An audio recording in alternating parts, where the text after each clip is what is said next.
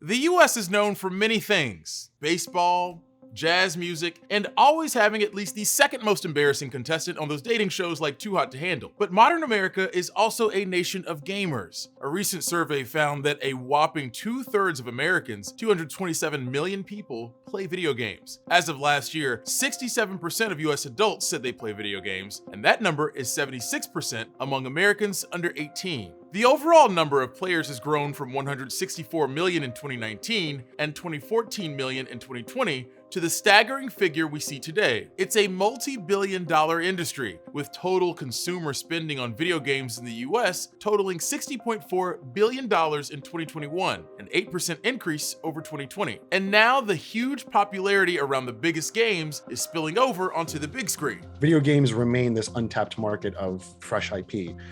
Everything from Netflix scooping up the rights to BioShock, to, of course, Sony leveraging the entire PlayStation brand. Given their increasing popularity and the fact that the pandemic provided a captive audience, you'd think that movie adaptations of these games would be wildly successful. Well, you'd be wrong. Now, to be clear, movie adaptations of popular games have come a long way since one of the first, and often considered worst, video game adaptations.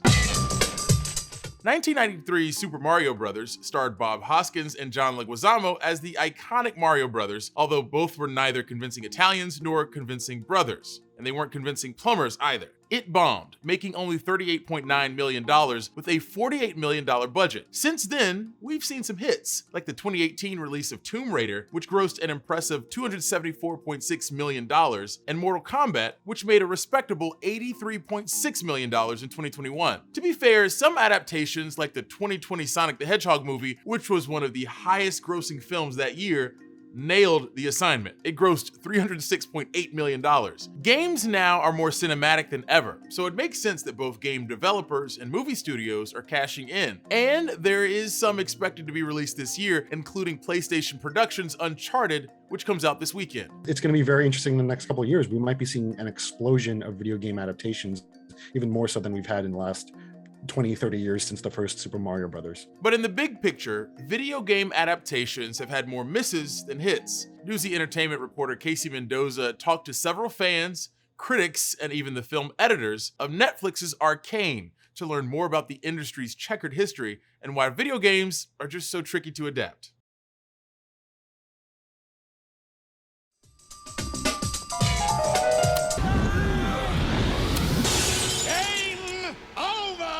Movies based on video games are historically awful, and that's not just our opinion.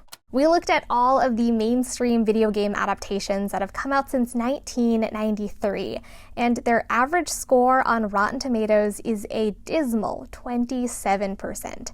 Some call it a curse. The video game curse is just this recurring idea that video game adaptations have a really uphill battle to fight before winning over both casual audiences and the hardcore fans. To learn a little more about the low hit rate of video game adaptations, we talked to the experts, the fans. They either stray from the original video game's theme and story, or they try way too hard to follow the game's theme and story without smartly adapting it for the screen. They may not necessarily get the point of the video game.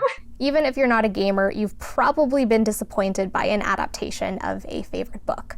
A movie tried to fit too much lore into just 2 hours, the actors didn't remind you of your favorite characters, and the world looked nothing like you had envisioned in your head or played through extensively on screen.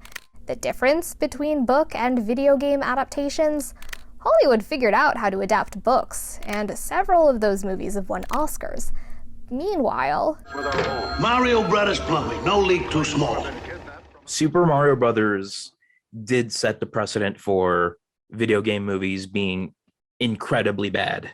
The 1993 Super Mario Bros. Is credited as being the very first feature-length live-action film based on a video game. And boy, is it bad. It could not be more different from the source material. With a Rotten Tomatoes score of 28%, the film was heavily criticized for being overproduced, yet having no real story. And for fans of the video game, it didn't live up to what made Mario games so beloved. But let's take a step back and think about the video game. Story-wise, it's about two brothers adventuring through a fictional mushroom kingdom to save a princess from a fire-breathing turtle-like dragon creature. That's pretty absurd, but the story isn't the point for players.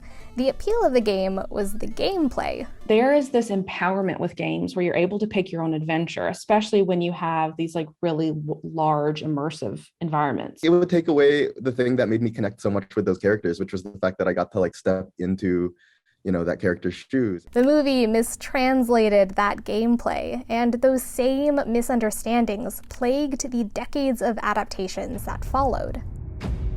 Something has changed, Carol.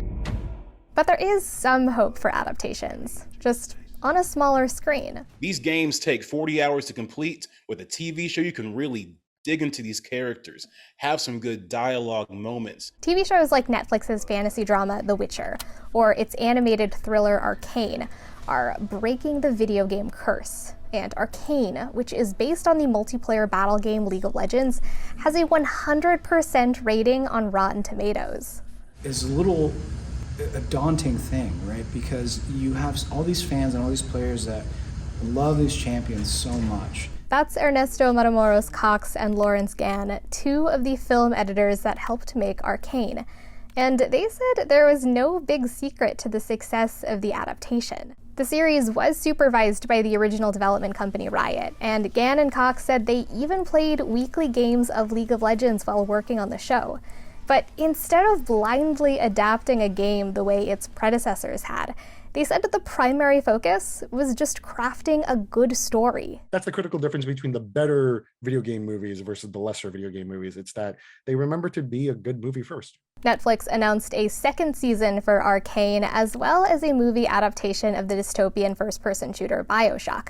Other studios like Sony and Warner Brothers are also leaning into games like Uncharted or The Last of Us. I think what it says is that, you know, whether it's movies or TV shows or video games, everyone is now looking for good storytelling. While some fans may be wary of the video game curse, they've got some hope, now that gamers themselves are working behind the scenes. Casey Mendoza, Newsy.